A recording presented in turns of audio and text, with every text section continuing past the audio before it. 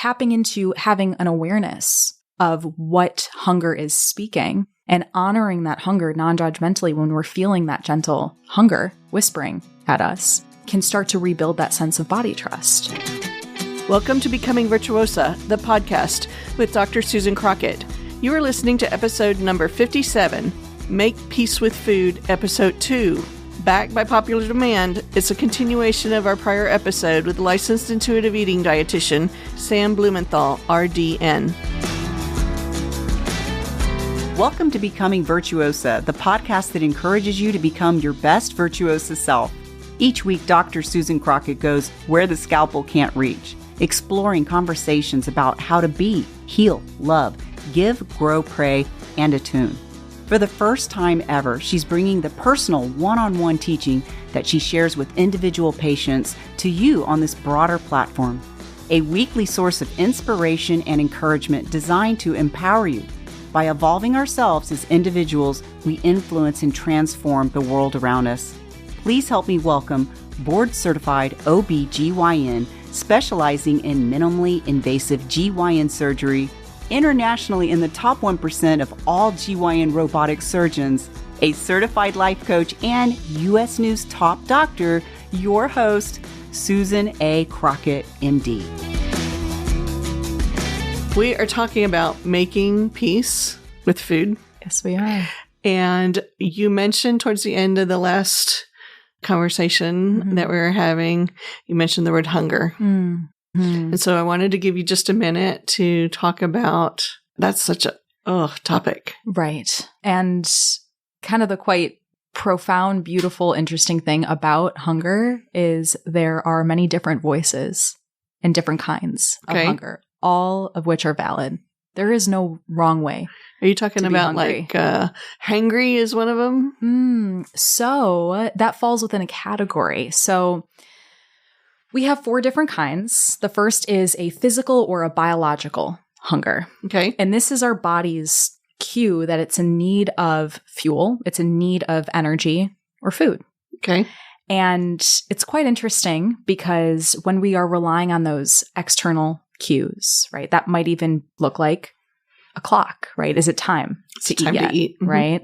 Or an app determining how much we should or should not be eating, which ties back into our conversation just previously. We are overlooking our body's innate wisdom and cues. So because physical hunger is a biological cue, just like going to the bathroom, if either one of us or any of our listeners, if you felt the need to use the restroom, You wouldn't go, it's not time. Yeah, we do in the operating room all the time. We're like, no, it's not time yet. So special circumstances, right? Special circumstances. No, but I get what you're saying but I don't trust myself to know my hunger cue and trust it that it's different from the just, I want something to eat craving kind of thing, which I'm going to let you go through the 4 kinds of hunger, then we can get into that. Yeah. And not knowing each of these hungers at first is so valid, and it makes so much sense, especially when it comes to physical hunger. Because if we've spent years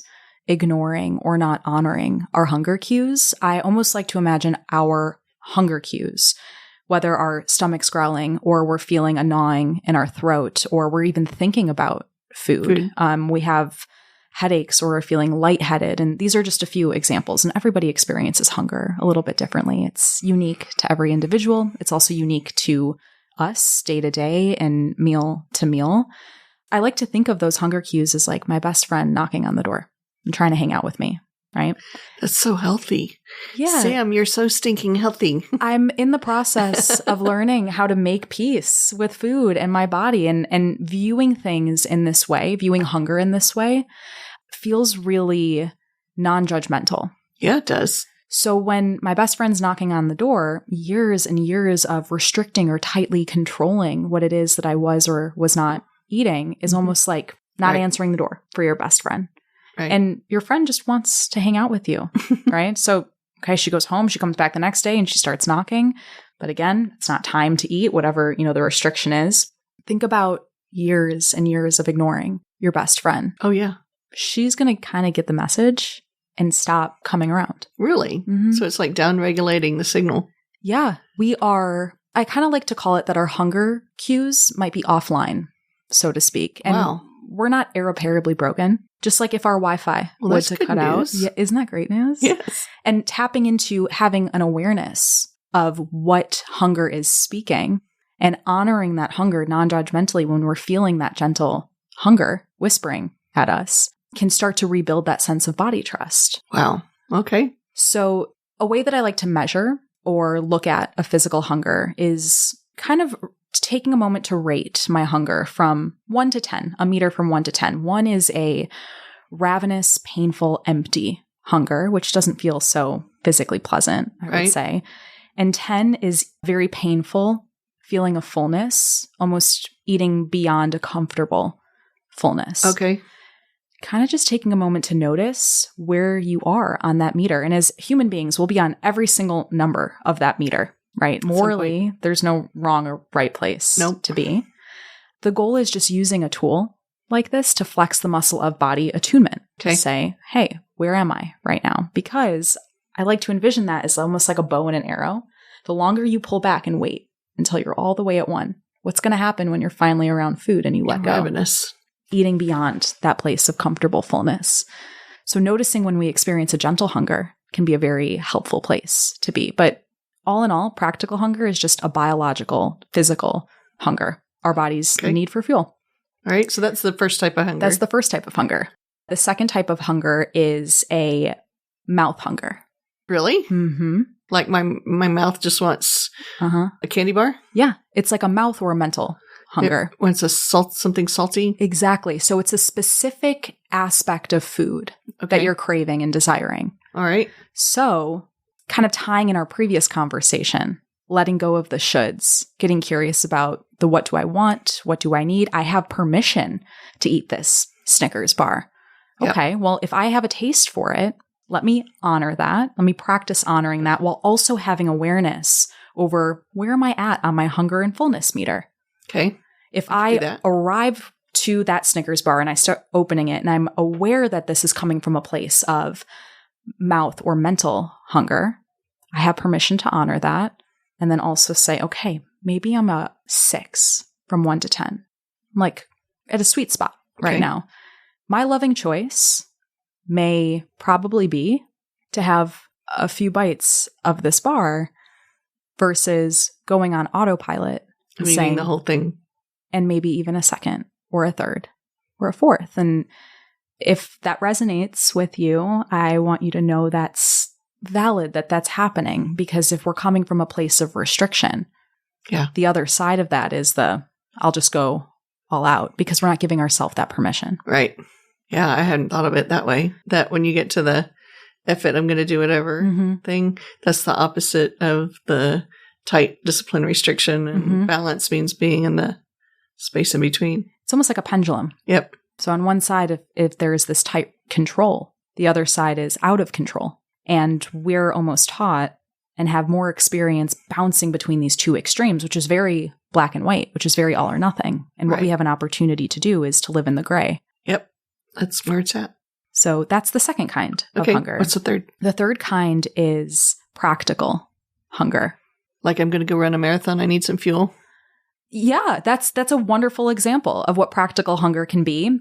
Another way that I like to think of practical hunger is like making yourself go to the bathroom before a long road trip. Okay. Just to prevent from future discomfort. Yep. So a helpful guideline is to go no longer than 5 waking hours without eating something. Okay. And so if I check in with my hunger and fullness meter, so to speak, at 9 a.m. and I'm at like a 7, I'm comfortable, I'm fine. Okay. Now I'm also going to tap into my rational thinking and say, okay, well, I know the next time food will be available is not going to be until after my meetings, after my drive. I'm not going to arrive home until 5 o'clock at night. Okay. That is a long window of time without eating. Yep. So even if I'm not hungry, it might serve me to eat a little something so I don't essentially pull back on that bow and arrow and feel ravenous. That makes sense. And or pack something with me and think ahead. I think we spend more time and attention charging our iPads and our phones than we do attending to ourselves. Yeah. So that's practical hunger, just kind of tying in that awareness from a rational point. And then the fourth is one of my favorites to talk about, which is emotional Emotional hunger. eating. Or emotional hunger. We tend to think of it or hear it as emotional overeating, but it doesn't have to be. It's just emotional hunger. I eat because it makes me feel better. And you'll notice in a lot of the language, you may or may not have noticed in the language that I use, I've actually worked on removing the phrase overeating. Yeah, you have. I haven't heard you say it at all. I feel that that phrase overeating is describing that there's some arbitrary perfect number to or amount to stop. And then after that, it's all over. And the shame and the guilt. Right. If we assess how we're feeling in that moment, maybe I ate beyond a comfortable fullness, can start to unpack and remove that judgment. So emotional eating is not inherently bad. It's actually one of the beautiful parts of life. It's okay to emotionally eat? 100%. Oh my gosh. That's one of the many purposes of food. Food is meant to also help us soothe and comfort. I've never, ever heard anybody say that before in my whole entire life. And perhaps this will provide some reason to it.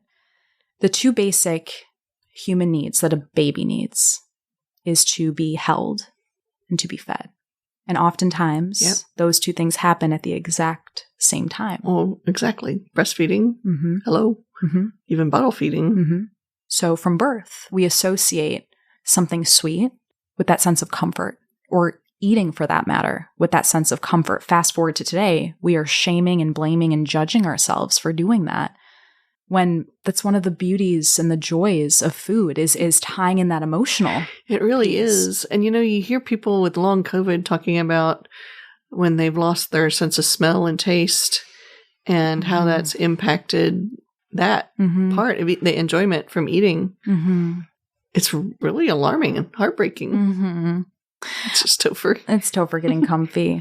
And here's the thing. When food becomes our primary and only coping mechanism, when things are feeling uncomfortable, and we notice a pattern of eating past a place of comfortable fullness, then this perhaps is an opportunity to start getting curious rather than judgmental and saying, okay, there's some unmet need going on here. Yeah. How can I expand my emotional coping toolkit to say, I always have permission to have the food? Is that serving me? Is that helping me? Is that filling that unmet need? Yeah. Sometimes maybe not. Yeah. So the next question might be, okay, how do I do that? So if we notice and we can recognize, oh, this is emotional hunger talking right now, like maybe it's not the emotional hunger that's serving me in this moment. The first question I like to ask is, what emotion am I feeling right now? You have an emotional wheel? I have a feelings wheel. Oh, neat. So, that's awesome. Yeah, if you're watching this, you'll see I got this from Amazon. It was meant to be an art piece because I use this to communicate with others. I use this to communicate and better understand myself. And I just find it to be a helpful tool. So sweet. Dr. Crockett, if you want to kind of explain for like any listeners, like what does a feelings wheel look like? Okay. So we've used this in life coaching also. So if you look at the very center of the wheel, it's got 7 basic emotions. Yeah.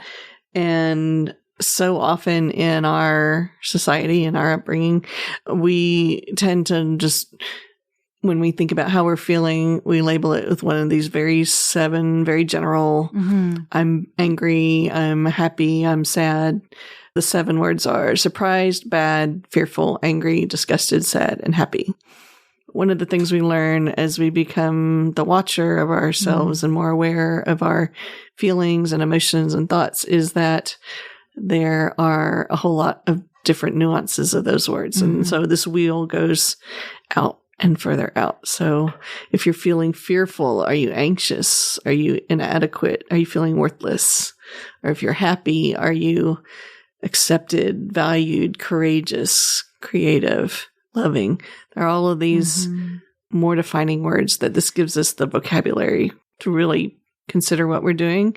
And as you start working with this, listening to your body and feeling your feelings and being able to label them, you can feel how they are different vibrationally in your body. And then you have the ability to generate a new thought to change that vibration if you choose. Yeah. Yes. I love the language that you've used to describe that. When we can better identify the emotion that we're feeling, we can better understand what it is that we need. Right. So, for example, if I were to use this and I notice that, maybe I'm feeling sad, but if I dig deeper, maybe what I'm really feeling is lonely. Okay. So if I'm feeling lonely, then what do I need? Maybe it's connection. Maybe I can use food as a form of connection if it's helping me feel connected with others, going and sharing a meal. Maybe it's preparing a family recipe and feeling connected within my family and feeling that nostalgic kind of ritual practice as well. And maybe if I notice that maybe food might not be the thing that will serve me right now, what is something else that I can do beyond the realm of food to that feel might provide that sense of connection? Is that going on a walk with Topher? Is that engaging in some kind of art project? Is that listening to music that matches my emotions so I feel heard, I feel seen? We have so many senses beyond just our taste. So what can we touch? What can we see? What can we hear? What can we smell? Right? And starting to get curious about the other senses that can help us feel connected if we notice that food might not be the answer in this moment. Yep. I love that. I like that you're using the word curious and instead of judgmental, having compassion and being curious. The interesting thing about that with food and what you're talking about in expanding our awareness and then our using all of our other senses is that may be things other than food, that like music or other activities that would suit us. But we were talking as we were doing the prep for the show downstairs about actually tuning into what textures and smells of food we're really wanting. So it's not always just, I need a Cheetos. Cheetos are kind of my, I love that. That's my go-to Cheetos. I like the salty of Cheetos. So I was thinking about what are the textures of foods, like why are the Cheetos the thing that I like? Because I don't really love the way they taste. They're kind of corn based. And when I really eat them, I'm like, this doesn't taste that good. But the salty and the crunch are the sensations that I'm wanting.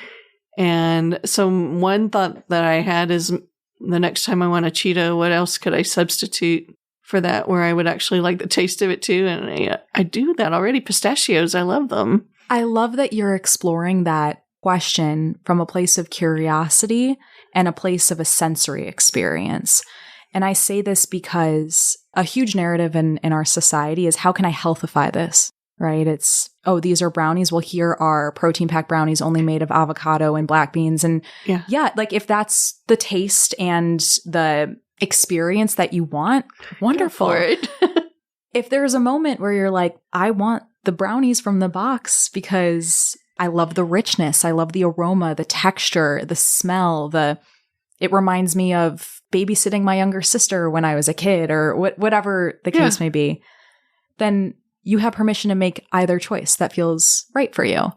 I think we've grown, or at least in my experience, I've grown way too familiar with healthifying absolutely everything, to have protein, to have this, to have that, to not have this, not have that. And it's like, okay, if that's a choice coming from self-care and your intention and your desire to experience the full sensory experience of that specific thing, awesome. Lovely. Go for it. And if it's from restriction, then this is an opportunity for us to get curious about, to say, is that framework, is that thought pattern, is that serving you? That's really today? What mindful eating is, isn't it? And it's bringing in that consciousness to the eating experience and that awareness. And I'd love to leave our listeners with 3 different tips to implement awesome. A little bit more mindfulness. Tips. So the first one, Dr. Crockett, I love, because you've already so beautifully mentioned this just a moment ago with Cheetos. While you are eating next time, can you get curious in identifying 2 to 3 characteristics of what you're eating that you enjoy? Yeah. Do you like the flavor? Do you like the texture, the temperature, the aroma? Just notice that. The second is, while you're eating, can you identify 2 to 3 characteristics you maybe don't love so much? It's so funny. We didn't even talk about that ahead of time. And I just queued that right up. Yeah. So we're putting language to behaviors that we're already doing and increasing our awareness to saying, oh, doing this for the most part, or trying to tie this in while I eat, I'm already doing it. Mm-hmm. And the reason why it can be valuable to identify those 2 or 3 things that you maybe don't love is because if you're not enjoying the eating experience, and if you're not enjoying what it is that you're eating, you can change it. You can change it for the most part, right? Yeah. And there might be instances where maybe that's not a possibility, and that's okay. But if we start to give ourselves, or once we start to give ourselves permission to have the quote unquote off limits foods, we might discover that there's actually like maybe a few things we don't really love about it. We've just held it on a pedestal for all this time. And so getting curious about how you feel about that food, how that food makes you feel, can be really valuable in just being present in that eating experience, because oftentimes we are moving way too quickly while we're eating. That's setting us up to arrive to a place of feeling uncomfortably full, eating past that point of physical comfort. And the last tool is kind of tying in something we'd mentioned with our physical hunger, which is bringing awareness to your hunger and fullness meter. Right. So I like to use this meter still to this day 3 times during a meal, for the most part. Okay. So at first, when you sit down before you eat, just flexing that muscle of attunement. 1 to 10, where am I right now? This is nobody else's business. You don't have to share this with anybody. You can do this and no one's going to know you've been doing it. Like Kegels. Mm-hmm. I've been doing them the whole time. Me too. Where am I? 1 to 10. Great. Okay. Now, as you're eating, can you notice the point where you're no longer hungry? You're no longer feeling hunger. That doesn't mean you have to stop. All that means is you're noticing that you no longer feel hungry. Mm-hmm. Okay. So take a few more bites. Take a moment to pause. If this was my last bite, would I feel both mentally and physically satisfied? That's great. And if the answer is no, take another bite. Mm-hmm. Take a few more bites. Okay. Come back to that question. All right. If this was my last bite, would I feel both mentally or even emotionally and physically satisfied? What if the answer is no? Take another bite. Mm-hmm. Keep going, right? This is intuitive eating. Mm-hmm. And now, okay, this was my last bite. Would I feel both emotionally and physically satisfied? When the answer is yes, then you stop. Mm-hmm. And now you're in the driver's seat making that decision, saying, okay, from the place of self-care, my loving choice, I feel that I'm at a comfortable fullness right now, versus self-control and I shouldn't have any more. That's vastly different mindsets. Mm-hmm. So cool. Mm-hmm. Thank you for bringing this to our awareness today. It was a really rich conversation. I really appreciate you being on the show. Thank you for bringing your expertise and your knowledge, and I'll have to do some more of this. We're just scratching the surface. Just scratching the, just This is course started. 1. Course 1. Yeah. Thank you so much for having me. I truly appreciate it. It's been such a pleasure. And Topher, thanks you too. So it's been a fun day. You want to remind our listeners where they can find you? On Instagram, fulfilledandfull.rd, and on TikTok, fulfilled and full. You'll find different mindful and intuitive eating tips, skits, things to kind of bring in a little joy to this experience, because if you're noticing a little discomfort throughout this conversation, I want to validate that. And also, if you welcome me into this journey, I want to invite in a little bit of kind of humor and positivity as well, because life's too short. Life's too short. And we deserve to enjoy eating experiences and also the healing and growing process. Right? As well. Yeah. Love that. Mm-hmm. All right, you guys, that is all we have for today. Thank you so much, as always, for joining us. If you think this is valuable information and you've got friends that you think would like to listen to it or be healed in listening to it, feel free to share and like and subscribe and all the things. And we will see you next week. Bye. Thanks for listening to this episode of Becoming Virtuosa. To learn more, come visit us at drcrockett.com. That's drcrockett with 2 T's.com. Or find us on YouTube for The Dr. Crockett Show.